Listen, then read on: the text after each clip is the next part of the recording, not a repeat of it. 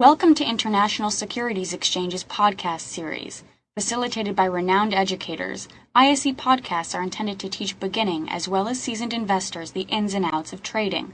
To find an updated list of podcasts, please visit www.ise.com/podcasts. Please be sure to listen to our important message following this episode regarding the risks of investing in exchange-traded options. Thanks, Scott. How about John has a question, and he says, do you ever use weekly charts along with your daily charts? I do. I definitely use, I like to use multiple time frames. So, whether that is a weekly with a daily, whether that's a daily with an hourly, or, if I'm doing some more active intraday trading, maybe I'll look at a daily and a 15-minute or a 15-minute and a 5-minute when things really get down to the nitty-gritty during expiration week. But I always like to use multiple time frames. So you need to kind of go back and look at some of the past trades that you've made, whether they're paper trades or whether they're real live trades, and take some time to look at your success profile. What trades have worked for you, and then kind of ballpark, what has your holding period been? And if your holding period's been a couple weeks, well, then it would serve you well to look at a weekly chart and a daily chart together. And that way you want everything to be synced up there. So if you're bullish, you want both the weekly and the daily chart to be bullish based upon your indicators. And then obviously ultimately reaching higher highs together in the process as they would do. So yes, I really advocate using multiple time frames, and weekly and daily is a great way to do that. You just need to make sure as an options trader that you're really managing the time aspect of that, and make sure that you're either buying enough time up front or you're willing and able to be able to roll those options, or change strike prices when need be. Interesting.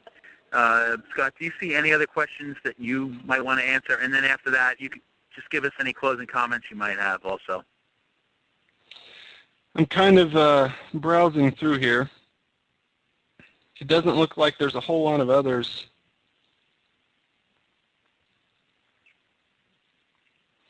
No, it doesn't look like there's anything else that we really haven't covered as of yet.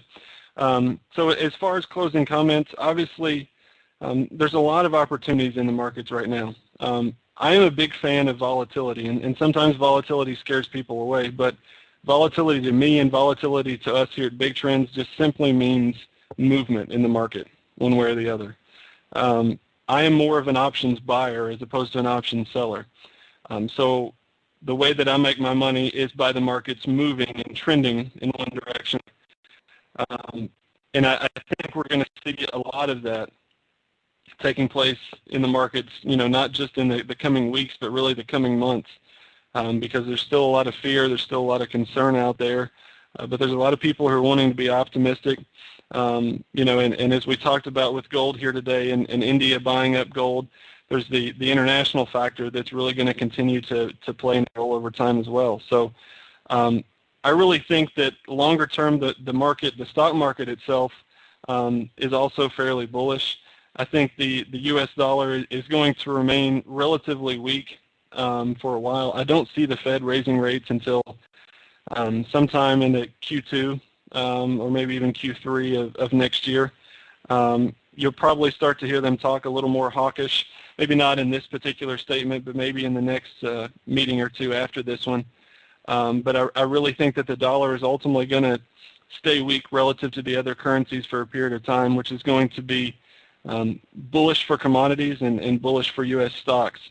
But I really think the commodity area is an area you need to focus on. I really like both gold and oil here. Oil's hesitated a little bit around 80 lately, but I really think that we could get a nice thrust up here in the coming days and weeks in oil, as we've seen a breakout in gold here today as well. So, that obviously can be played through the currencies as well. So I'd really be keeping my eye on those commodity currencies, the Canadian dollar and the Australian dollar, because I think you're going to see some nice moves that take place there as well. Well, thanks. Scott, you did a great job. A lot of questions. You answered them all. I just want to remind everyone that you can contact Scott. Let me just put that up one more time. Oops, going the wrong way here. You can contact Scott at, well, first of all, Big Trends, of course, www.bigtrends.com, and then Scott personally at scott@bigtrends.com. So if you have any questions, if you're interested in learning more, maybe mentoring, you probably, or we possibly should contact Price and Scott at Big Trends, and they could help you. Scott, thanks so much for your time.